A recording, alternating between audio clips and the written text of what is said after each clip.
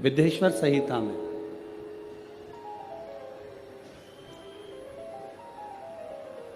शिव महापुराण की विद्येश्वर संहिता कहती है,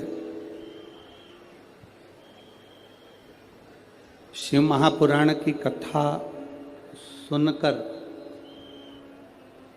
श्रवण कर कर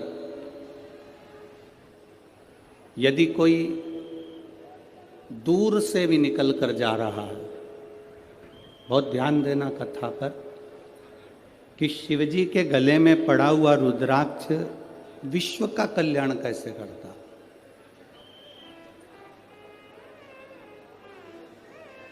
विद्येश्वर संहिता कहती है कि अगर कोई भूलवश भी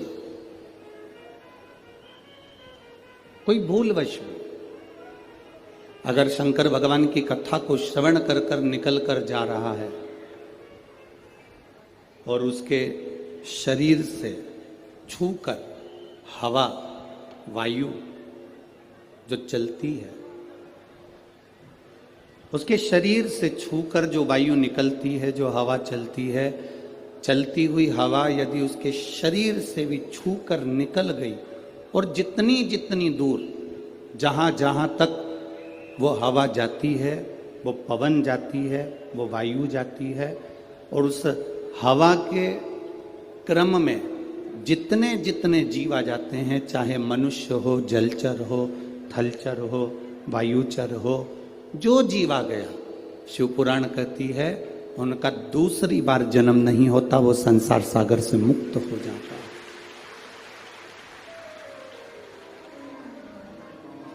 वो संसार सागर से मुक्त हो गए।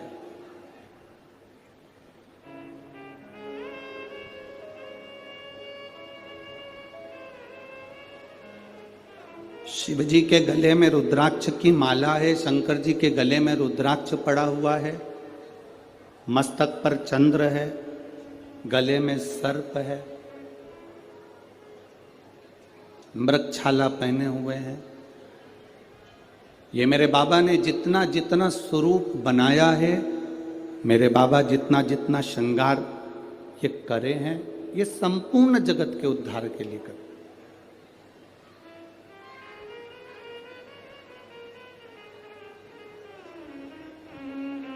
पार्वती जी ने स्वयं भगवान शंकर से अमर गुफा के अंतर्गत अमर कथा को श्रवण करते हुए माता पार्वती जी ने शिव जी से प्रश्न किया।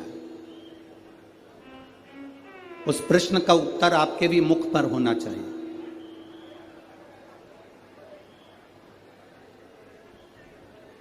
उस प्रश्न का उत्तर आपकी भी जिंदगी में होना चाहिए। हम तो कहते हैं अगर आमदार माननीय मोहन गोपाल राव जी मते जी ने, सो सविता मोहन जी मते जी ने, अगर ये आमदार जी की पूरी मित्र मंडली ने अगर ये कथा करवाई है, तो उस कथा का सार तत्व ही यही है जो इस कथा के रस को जान गया।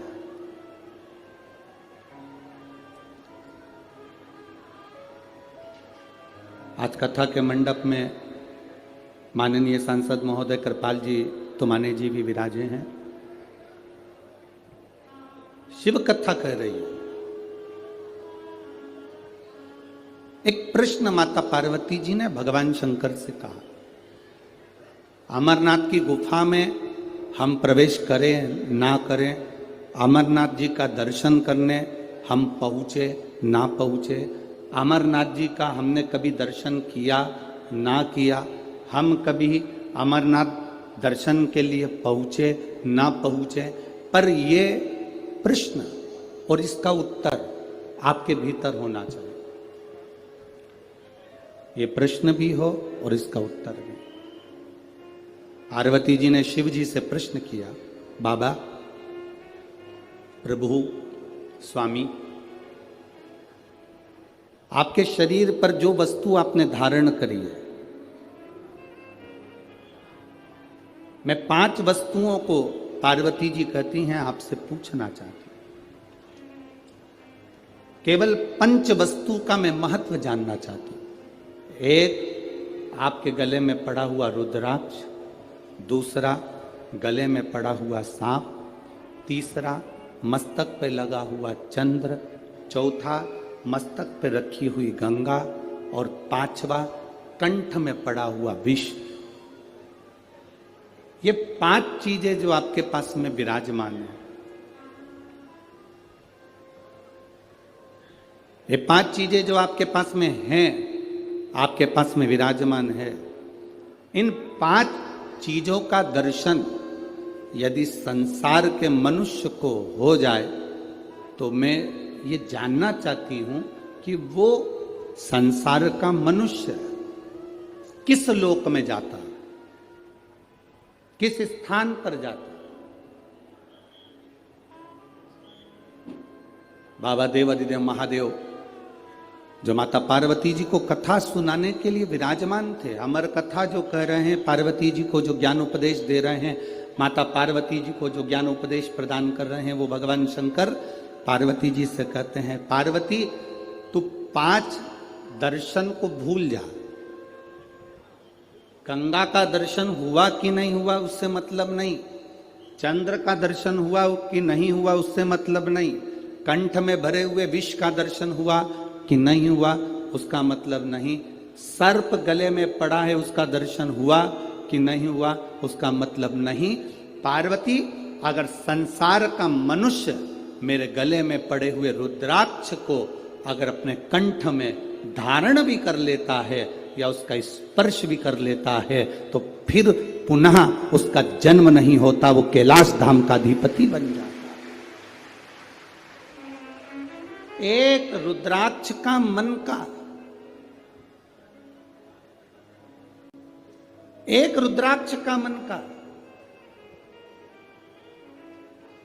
ये मनुष्य के जीवन को सुख प्रदान कर देता।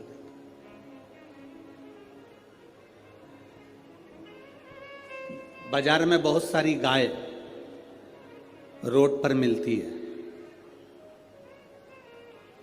बोलो री नागपुर की जीजियों, सही है? और जितने जीजा उन बैठे हैं वो भी बोल दो, सही है? बहुत सारी रोड पर गाय मिलती है, बगीचे में गाय मिलती है, जंगल में गाय मिलती है। किसी किसी गाय के गले में रस्सी बंधी होती है, रस्सी बंधी है मतलब ये गाय किसी ना किसी की है। बोलो री नागपुर वाली जीजियों, सही है? और जिस गाय के गले में रस्सी नहीं है, जिस गाय के गले में रस्सी नहीं बंधी हुई है, तो वो कह देते हैं ये किसी की गाय नहीं है, लावारिस है, फिर रही है, जंगल में घूम रही है, ये लावारिस है। जिसके गले में रस्सी बंधी है मतलब उसका कोई ना कोई वारिस है। जिसके गले में पट्टा बंधा हुआ है मतलब उसका कोई ना कोई वारिस, बोलो बोलो जम के बोलो जरा, है। और जिसके गले में रस्सी नहीं है, जिसके गले में पट्टा नहीं है, जिसके गले में रस्सी नहीं बंधी है, वो वारिस नहीं है, तो वो क्या कहलाती है? लावारिस। वो वारिस नहीं है, वो लावारिस है। शिव महापुराण की कथा कहती है, जिसके गले में रुद्राक्ष है, जिसके गले में तुलसी का मन का है, जिसके गले में तुलसी की माला या रुद्राक्ष की माला है, समझ लेना उसका वारिस भोलेनाथ और नारायण विराजमान है, उसका वारिस है।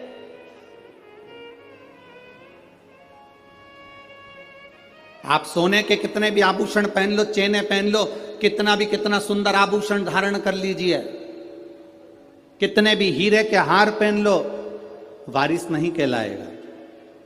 पर एक गले में अगर रुद्राक्ष का मन का, कोई ने एक पत्र लिखा था कल की कथा में, क्या रुद्राक्ष स्त्री धारण कर सकती है? क्यों नहीं? कोई ऐसी पुराण लाकर बता दो जिस पुराण में लिखा है कि नारी रुद्राक्ष नहीं पहन सकती।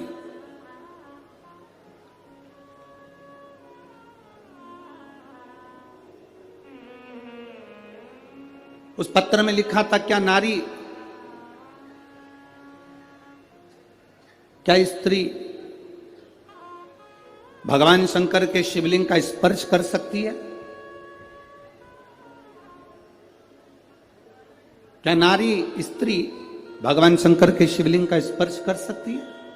कोई ऐसी एक कुरान लाकर बताओ जिसमें लिखा हो कि नारी शंकर भगवान के शिवलिंग का स्पर्श नहीं कर सकती। अगर नारी शंकर भगवान के शिवलिंग का स्पर्श नहीं कर पाती तो आप ही के महाराष्ट्र की, आप ही के मराठवाड़ा की, आप ही के महाराष्ट्र की मां अहिल्याबाई होलकर, जिसके हाथ में शिवलिंग रखा रहता था, आप ही के मराठवाड़ा की, आप ही के महाराष्ट्र की मां अहिल्याबाई होलकर, जिनके हाथ में हमेशा शिवलिंग रखा हुआ था।